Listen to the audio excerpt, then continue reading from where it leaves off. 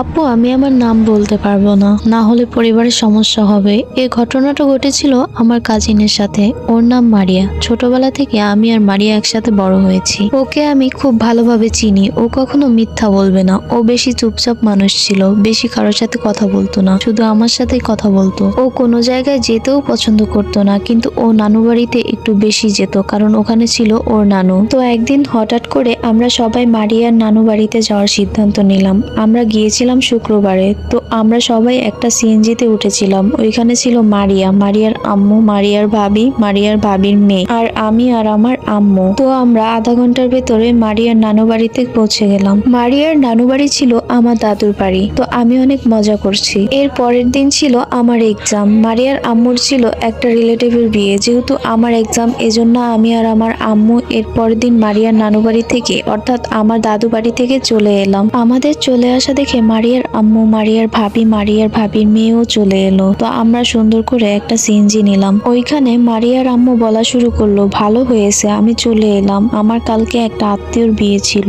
ওই দিক দিয়ে মারিয়া থেকে গেল। আগেই বলেছিলাম মারিয়া নানু বাড়িতে থাকতে পছন্দ করে। তো মারিয়া অনেক ওর নানুকে বুঝিয়ে বলল, নানু আমি থেকে যাই, কালকে তুমি আর আমি একসাথে আমাদের বাড়িতে যাব। তো ওর নানি রাজি হয়ে গেল।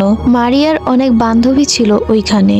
তো মারিয়া ওদের সাথে খেলার সময় একটি মেয়ে বলল, মারিয়া জানোস ওই দিক দিয়ে একটা বিল আছে, বিলের দিকে যাস না। মারিয়া বলল, কেন? মেয়েটা বলল, যেটা বলেছি সেটা করবি। তো পরের দিন মারিয়া ওর বাড়িতে যাওয়ার জন্য রওনা দিল। তো কিছু দূর হেঁটে যাওয়ার সময় মারিয়া খেয়াল করলো ওর নানু একটি গাছ থেকে পাতা ছিঁড়ছে। তো মারিয়া এটা স্বাভাবিক ভাবে নিল যে একটা মানুষ পাতা ছিঁড়ছে, এটা তো স্বাভাবিক। আর ওখানে ছিল বালতি। তো মারিয়া খেয়াল করলো ওর নানু স্বাভাবিক ভাবে হাঁটছে না, পাগুলো একটু বাঁকা বাঁকা হয়ে হাঁটছে এবং পা গুলো একটু ঘোড়ার পায়ের মতো হয়ে গিয়েছে। তো ওর নানুকে বলল, নানু তুমি এভাবে হাঁটছো কেন? আর নানু আমি কিন্তু এবার তোমার কোলে বসবো না, আমাকে সিটে বসাবে। এই কথাটা মারিয়া বলল, কারণ মারিয়ার নানু সব সময় বাড়িতে যাওয়ার সময় কোলে করে নিয়ে যেত। তো ওরা একটা সিএনজি নিল। ও আচ্ছা, বলতে তো ভুলেই গেলাম, তখন ছিল রাত। সিএনজিতে জায়গা না থাকার কারণে মারিয়া নানুর কোলে বসলো। কিছু দূর যাওয়ার পর মারিয়ার ঘুম আসতে লাগলো। সে ঘুমিয়ে গেল। ঘুম থেকে যখন উঠলো তখন দেখলো সে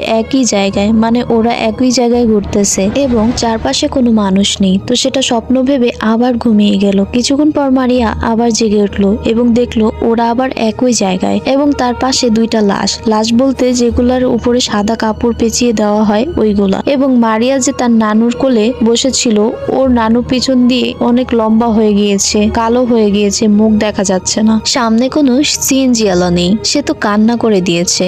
সে কোনো রকম সিএনজি থেকে নেমে দৌড়াতে শুরু করলো, কারণ সে তার বাড়ির ঠিকানা জানতো। ও যতগুলো সিএনজি দেখছিল সবগুলোতে ড্রাইভার নেই। কোনো রকমের সে তার বাড়ির গেটে পৌঁছালো এবং সেখানে গিয়ে দেখলো অনেক লাশ, মানে সেগুলো সাদা কাপড় দিয়ে পেঁচানো থাকে। এগুলা লাশগুলো ঘুরতেছে। সেও ওখানেই অজ্ঞান হয়ে গেল। জ্ঞান ফিরতেই দেখলো আমরা সবাই ওর পাশে, ওর চারপাশে বসে আছি। ও বলল, কি হয়েছে? ওর ভাবি বলল, তুমি অজ্ঞান হয়ে পড়েছিলে সিঁড়িতে, তোমার সামনে একটা কালো অবাক দাঁড়িয়েছিল। আমরা তাড়াহুড়ো করে ইমাম সাহেবকে ডেকে এনে তোমাকে জাগিয়ে তুলেছি এবং তোমার নানুকে হুজুরের কাছে নিয়ে যাওয়া হয়েছে। এটাই ছিল আমার গল্প। অনেক অনেক ধন্যবাদ আপু এই ঘটনাটি শেয়ার করার জন্য। আর আপনাদের সাথে কিংবা আপনাদের আত্মীয় স্বজনের সাথে যদি কোনো ঘটনা ঘটে থাকে তাহলে শেয়ার করতে পারেন।